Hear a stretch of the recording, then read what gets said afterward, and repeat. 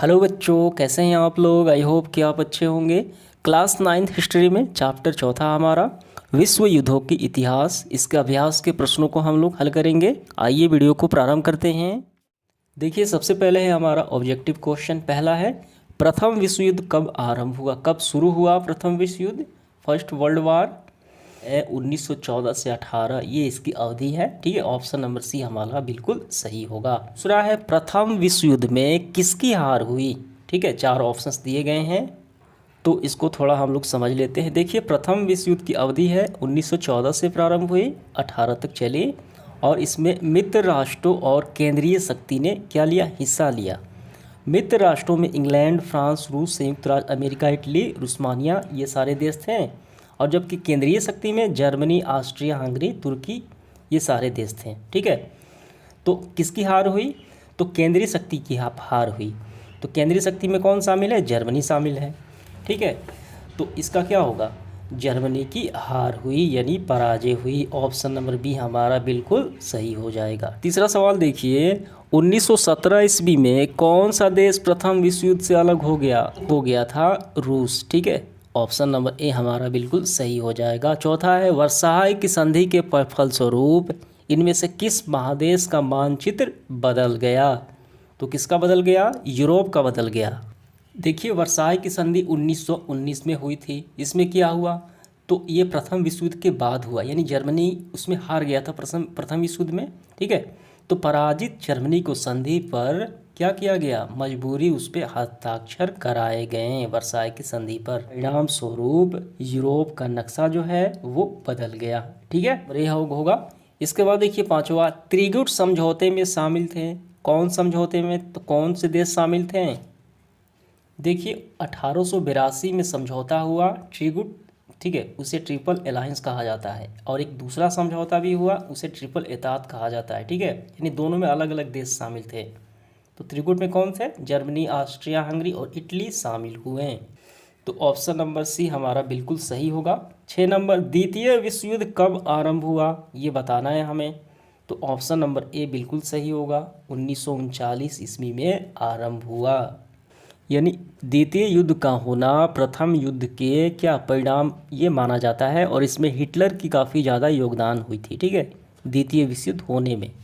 इसके बाद देखिए, 7वां सवाल, जर्मनी को पराजित करने का श्रेय, यानी जर्मनी को हारने का श्रेय किस देश को है, तो वो इंग्लैंड को है। ठीक है, क्योंकि इंग्लैंड जो है वो मित्र राष्ट्रों में शामिल था और केंद्रीय शक्ति में जर्मनी शामिल था।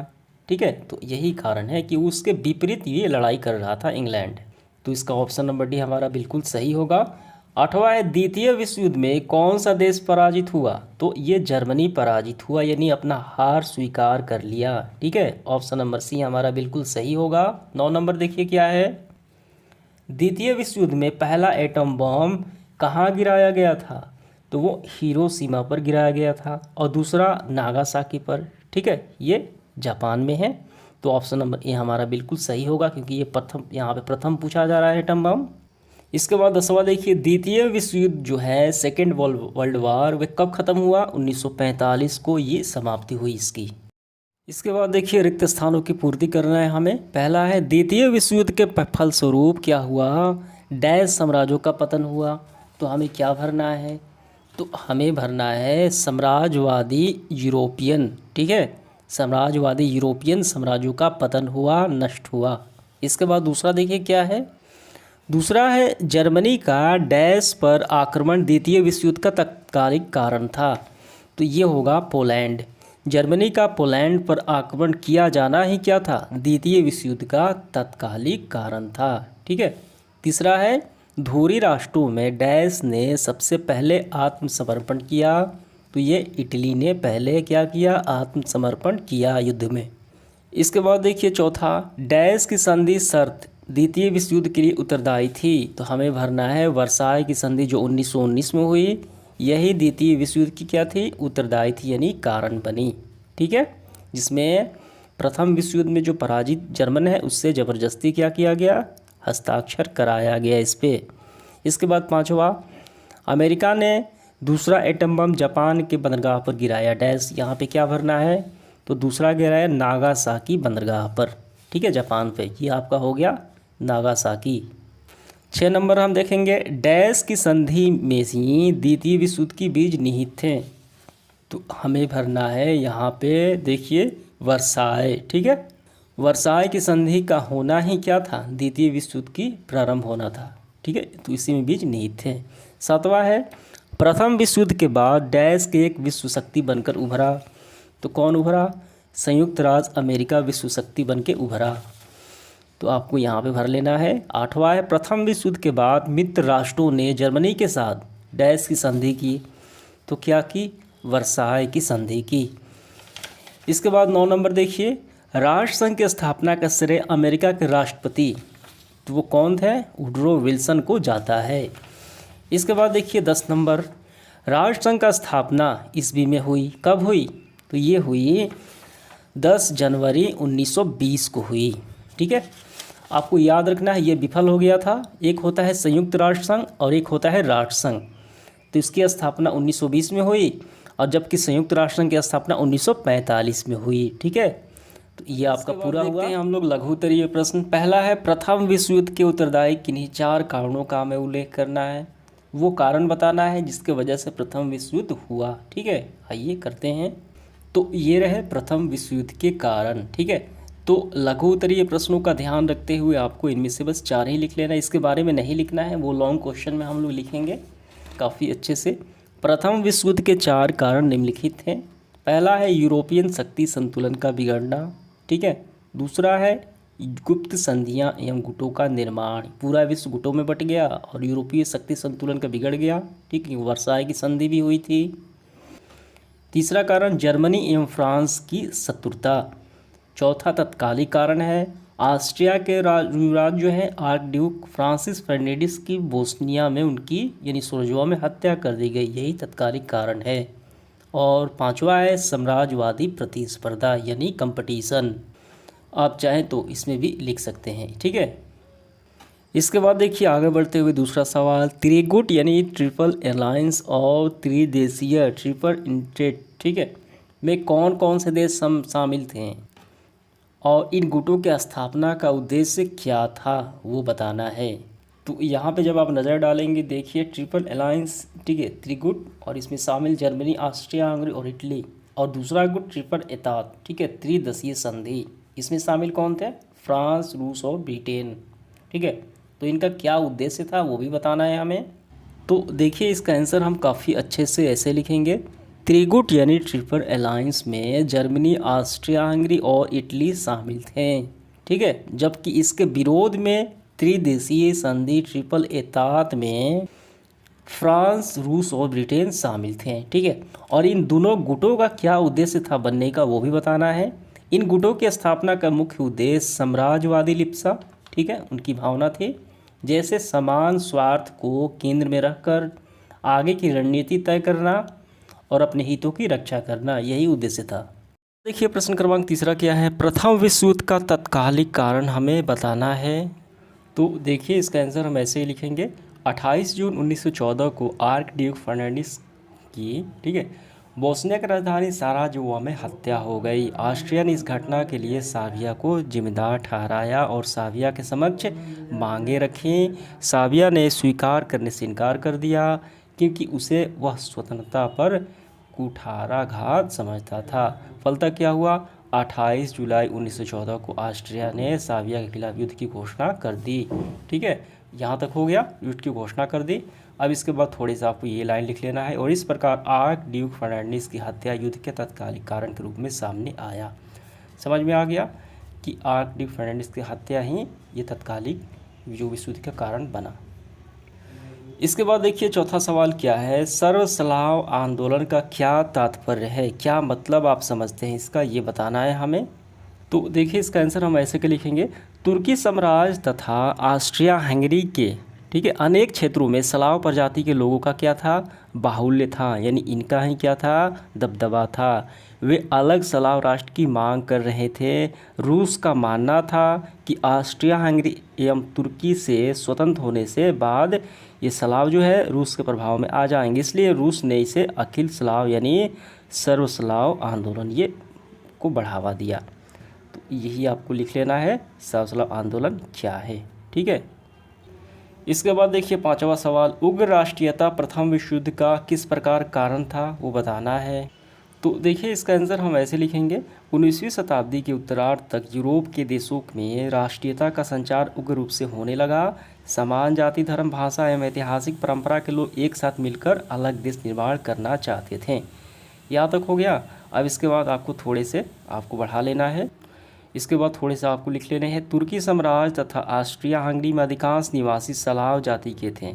उन लोगों ने सर्व स्लाव आंदोलन की शुरुआत की, जो इस सिद्धांत पर आधारित था कि यूरोप में सभी स्लाव जाति के लोग एक राष्ट्र हो।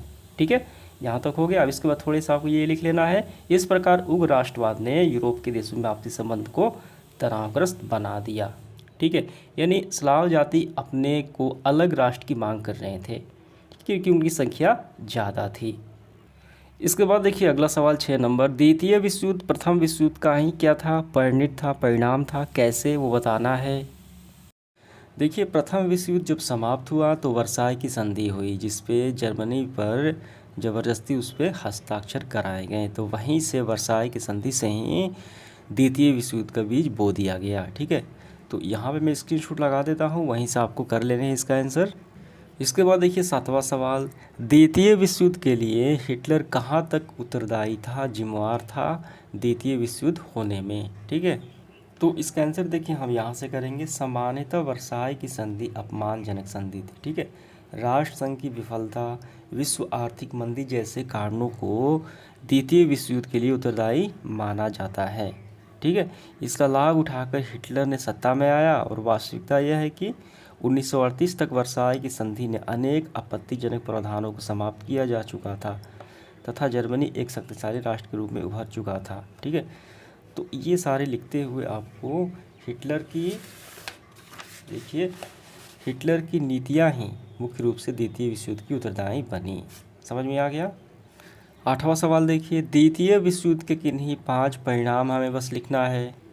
तो इसका आंसर देखिए हम यहाँ से करेंगे। ठीक है, इसके बारे में हमें लंबा नहीं करना है, बस यही आपको 5 लिख लेने हैं परिणाम। पहला है धन जन का भीषण संहार हुआ। ठीक है, यानी हानि हुई। औपनिवेशिक युग का अंत हुआ, फांसीवाद शक्तियों का सफाया हुआ, इंग्लैंड की स्थिति का कमज़ोर पड़ना और सोवियत संघ और अमेरिका की शक्ति में वृद्धि हुई। ठीक है, बस हो गया। इसके बाद देखिए 9 नंबर, तुष्टीकरण की नीति क्या है, वो बताना है। तो यहाँ पे देखेंगे तुष्टीकरण की नीति का प्रयोग किया गया। ठीक है, तो इसका मतलब हमें बताना है। तो इसका मतलब हम ऐसे लिखेंगे, संघर्ष से बचने के लिए किसी आक्रामक शक्ति को राजनीतिक या भौतिक रियायत देने की कूटनीति जो है वो तुष्टीकरण की नीति कहलाती है। यानी ये पूरा आपका स्क्रीनशॉट लिख ले रहा है। ठीक है, इसके बाद देखिए 10वां नंबर सवाल, राष्ट्र संघ क्यों असफल रहा, जो 1920 में बनाया गया युद्ध को रोकने के लिए। तो देखिए राष्ट्र संघ के विफलता का कारण हम ऐसे लिखेंगे, राष्ट्र संघ के पास प्रवर्तनीय शक्तियों का क्या था, अभाव था और उनके पास कोई सैन्य बल नहीं था, सैन्य शक्ति नहीं थी और जर्मनी और रूस लीग का हिस्सा नहीं थे, जबकि भारत जो एक स्वतंत्र देश भी नहीं था तो वो सदस्य बनाया गया। अमेरिका जिसने प्रमुख भूमिका निभाई वह भी इसमें शामिल नहीं था, यानी इसका सदस्य नहीं था। इसीलिए राष्ट्रसंघ असफल रहा युद्धों को रोकने के लिए। ठीक है, समझ में आ गया। आइए इसके बाद देखते हैं लॉन्ग क्वेश्चन आंसर क्या है। प्रथम विश्व युद्ध के क्या कारण थे, संक्षेप में हमें बताना है। तो आपको ऐसे लिखने हैं, प्रथम विश्व युद्ध के कारण निम्नलिखित हैं। पहला है यूरोपियन शक्ति संतुलन का बिगड़ना। ठीक है, तो इसके बारे में आपको थोड़े से लिख लेने हैं, यानी यहाँ तक कर लेना है। ठीक है, दूसरा है गुप्त नीतियाँ और गुटों का निर्माण। जर्मनी के एकीकरण के पश्चात वहाँ की चांसलर बिस्मार्क अपने देश में यूरोपियन राजनीति में प्रभावशाली बनाने के लिए फ्रांस के यूरोप की जो राजनीति थी मित्रवत बनाए रखने के लिए गुप्त नीतियाँ अपनाई। ठीक है, यानी यूरोप जो है वो गुटों में बट गया, जिससे आपसी तनाव हुए, मतभेद हुआ और विश्व शांति के लिए घातक बना। ये हो गया दूसरा कारण। तीसरा कारण आपको लिखना है, जर्मनी और फ्रांस की क्या है, शत्रुता। तो जर्मनी एवं फ्रांस के मध्य पुरानी दुश्मनी थी। जर्मनी के एकीकरण के दौरान बिस्मार्क ने फ्रांस की धनी देश अल्सेफ आरेन का अधिकार कर लिया था। हो गया। अब थोड़ी सा आपको ये बढ़ा लेना है, जर्मनी और फ्रांस की शत्रुता इतनी बढ़ गई युद्ध के लिए कि अब कारण बन गई।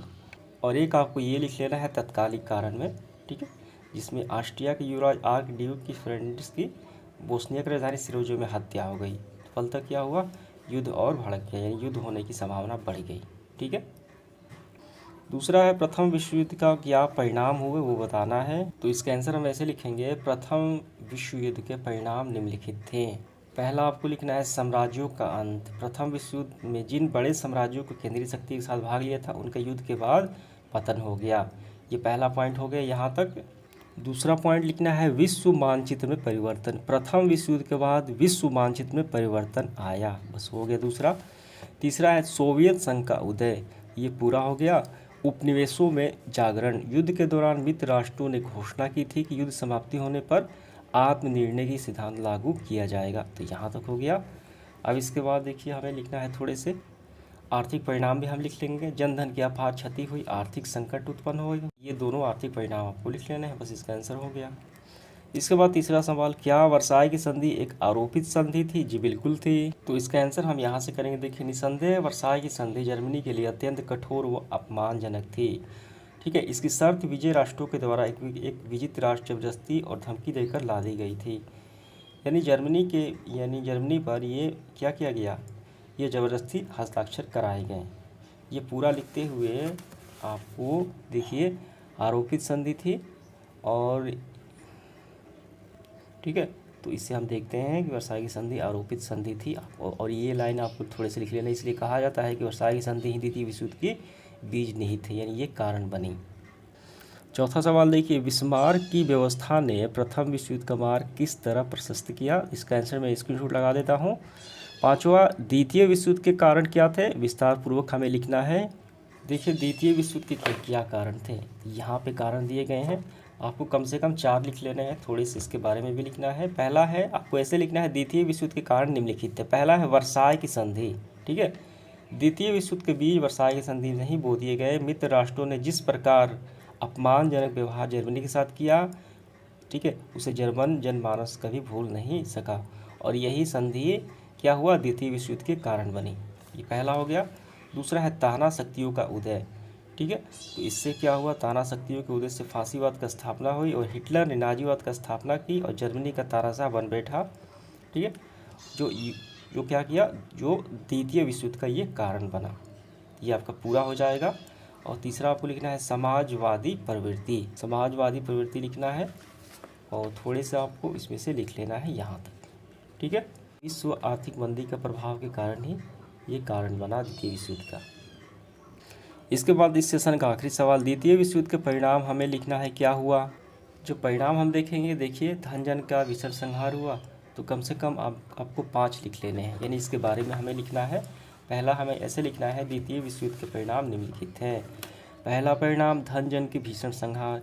द्वितीय विश्व युद्ध में प्रथम विश्व युद्ध की तुलना में जन धन का अधिक क्षति हुई और एक अनुसार, ठीक है, बस यहाँ तक हो गया, क्षति बता देना है। अब इसके बाद देखिए औपनिवेशिक युग का अंत हुआ।